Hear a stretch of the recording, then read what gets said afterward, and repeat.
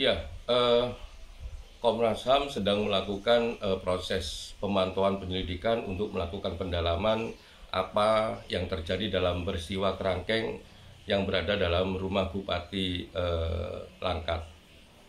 Yang pertama bisa kami sampaikan bahwa seluruh keterangan saksi maupun korban mengatakan bahwa tempat itu adalah mereka kenal sebagai tempat rehabilitasi.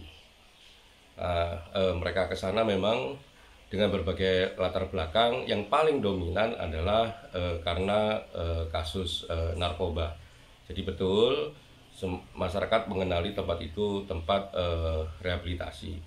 Termasuk juga BNK di sana. Pada tahun 2016 BNK sudah melakukan pengecekan di sana dan meminta supaya tempat tersebut diurus izinnya, karena waktu itu tidak ada izin.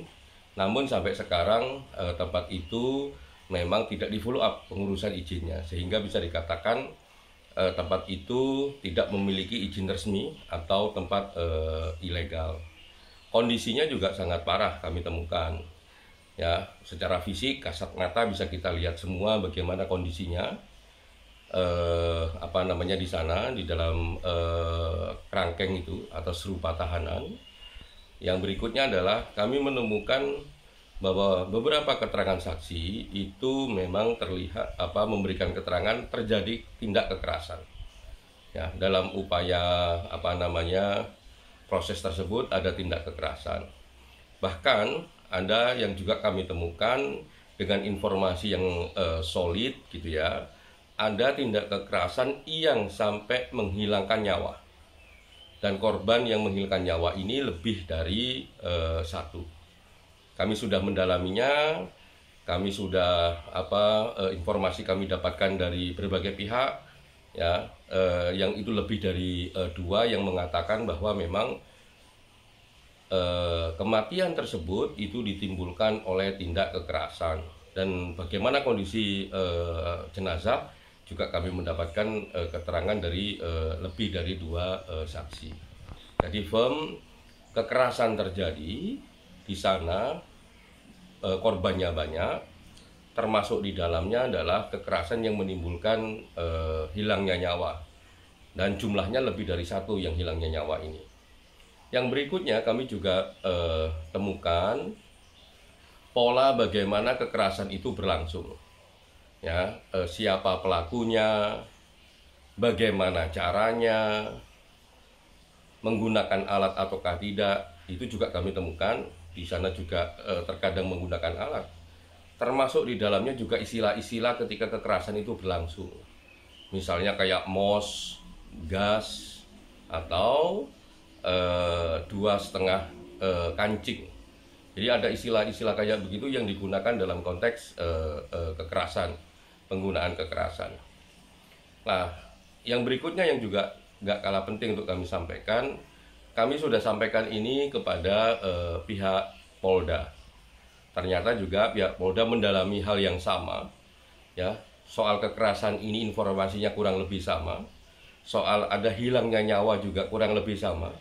Bahkan antara kami sama Polda saling sharing dengan korban yang berbeda. Artinya memang Komnas HAM menemukan, Polda juga menemukan.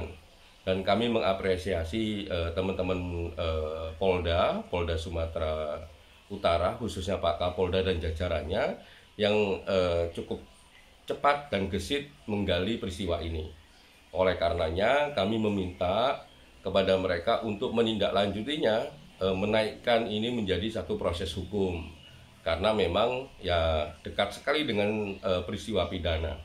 Dan Pak Kapolda berjanji untuk segera menindaklanjuti baik temuan Komnas HAM maupun temuan internal teman-teman Polda.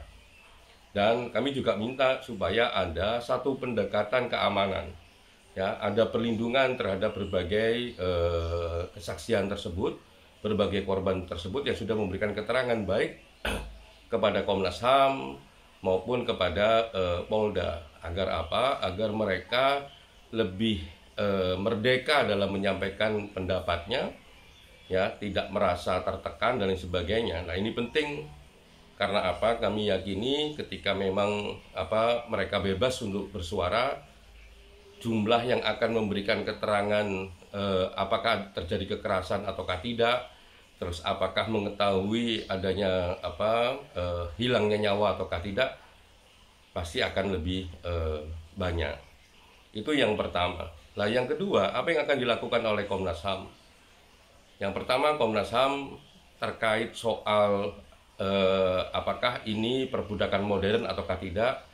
Dalam waktu dekat ini kami akan mengundang ahli untuk mendalaminya dengan berbagai temuan-temuan faktual yang kami dapatkan, misalnya soal bagaimana mereka bisa masuk ke kerangkeng tersebut, terus bagaimana kondisinya, termasuk juga soal gaji dan sebagainya, soal kerja dan sebagainya, apakah itu masuk dalam perbudakan modern ataukah tidak. Kami akan mendalami dengan memanggil ahli. Yang kedua, kami menyambut baik tawaran dari KPK, ya, yang kami dengar dari juru bicara KPK bahwa membuka pintu lebar-lebar pada Komnas HAM dan kepada kepolisian untuk menggali keterangan kepada Pak Bupati yang sudah menjadi tahanan KPK. Saya mohon kepada KPK untuk merealisasikan tawaran tersebut. Ya, kami berharap dalam minggu ini kami bisa melakukannya. Sebenarnya kerjasama dengan KPK dalam konteks kasus ini sudah terlaksana.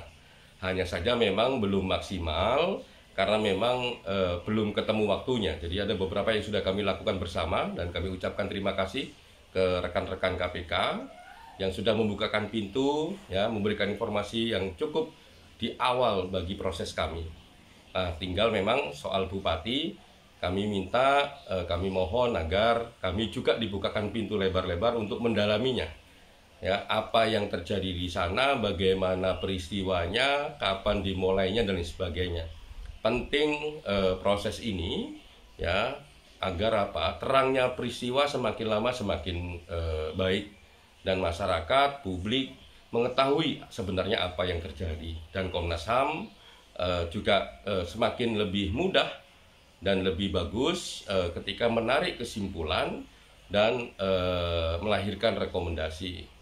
Sekali lagi kami terima kasih kepada semua pihak, kepada Polda Sumatera Utara, kepada KPK, kepada masyarakat luas yang sudah bekerja sama dengan Komnas HAM memberikan berbagai informasi tersebut. Saat ini masih tetap berlangsung, tim masih ada di sana bekerja. Terima kasih.